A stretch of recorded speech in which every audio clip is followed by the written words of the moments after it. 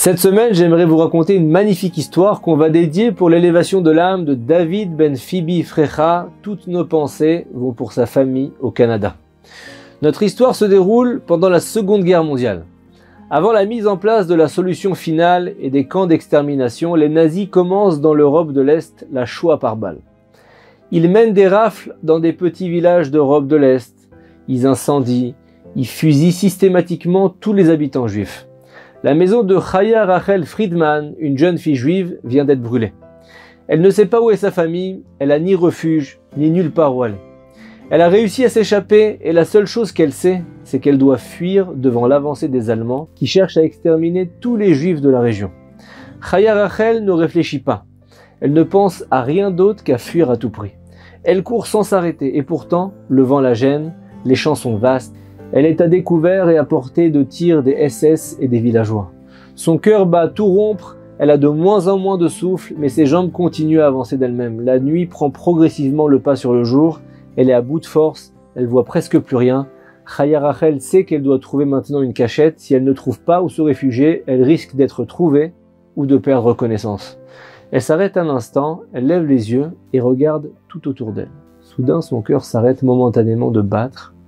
Est-ce qu'elle voit bien ou c'est un mirage? Elle se frotte les yeux. C'est pas une hallucination. Au milieu du champ se trouve une vaste et belle maison de 3 étages entourée d'un jardin verdoyant.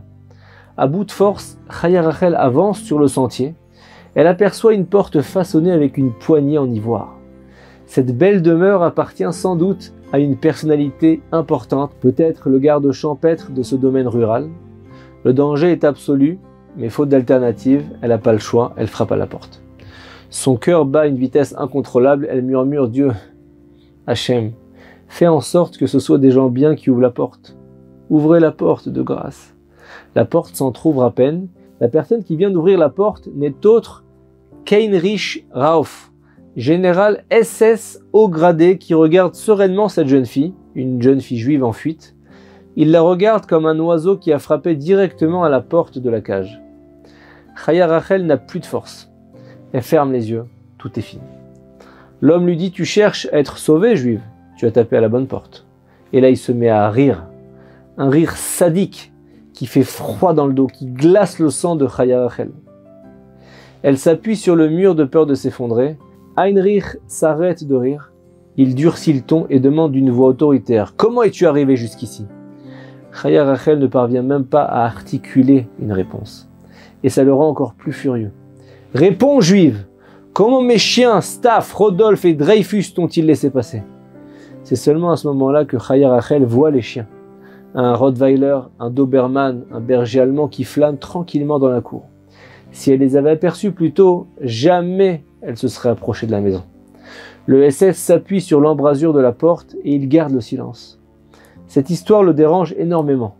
Ces chiens sont dressés pour mettre en pièces toute personne qui s'approche de sa maison. Pourquoi n'ont-ils pas tué cette intruse? C'était quoi, un accident? Une inattention de ces chiens de garde? Heinrich veut vérifier et là il a une idée, satanique, aussi cruelle que lui. Il lui dit « Écoute bien, juive, ma femme va te montrer ta chambre. Tu pourras y dormir cette nuit. Et demain tu seras libre, tu pourras repartir chez toi. Bien sûr, tu prendras à nouveau le sentier des chiens. Je ne vais pas leur donner à manger ce soir. Ils auront de l'appétit demain matin. Pense à leur donner quelque chose à manger. » Le sort que réserve le SS à Chaya Rachel est d'une cruauté insoutenable. La jeune fille sait qu'elle n'a aucun espoir de survie face à ces 3 chiens. Et quand bien même, par miracle, il ne la toucherait pas, le nazi l'abattra froidement.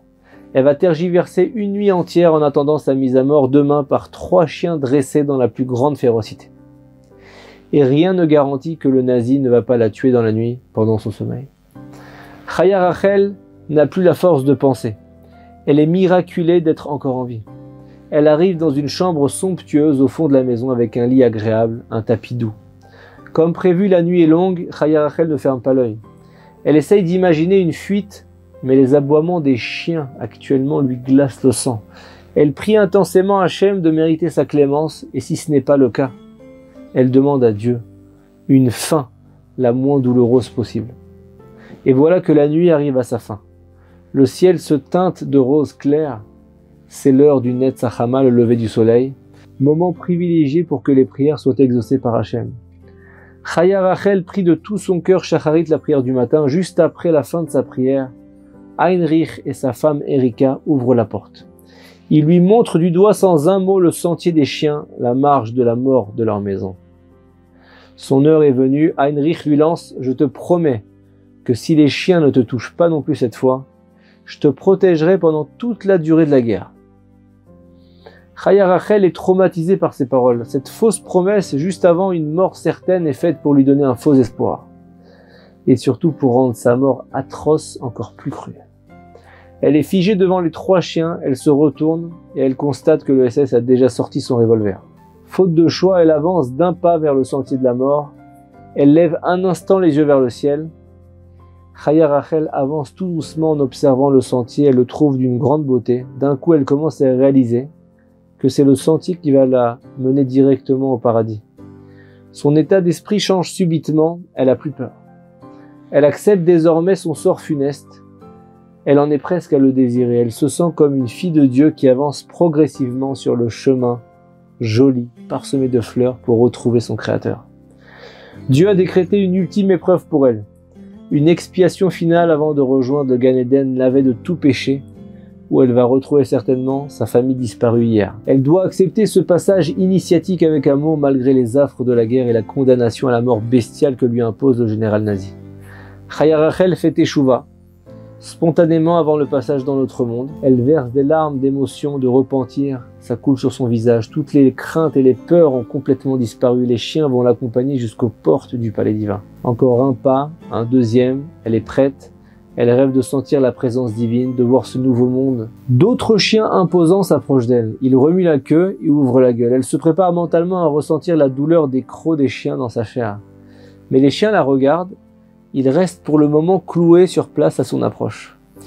Depuis le pas de la porte, Heinrich observe la scène. Il est incrédule, cloué sur place comme ses chiens. Sa femme Erika s'emporte. C'est pas possible, cette fille est une sorcière juive. Chaya Rachel continue à avancer sereinement le long du chemin entouré par des murailles de chiens.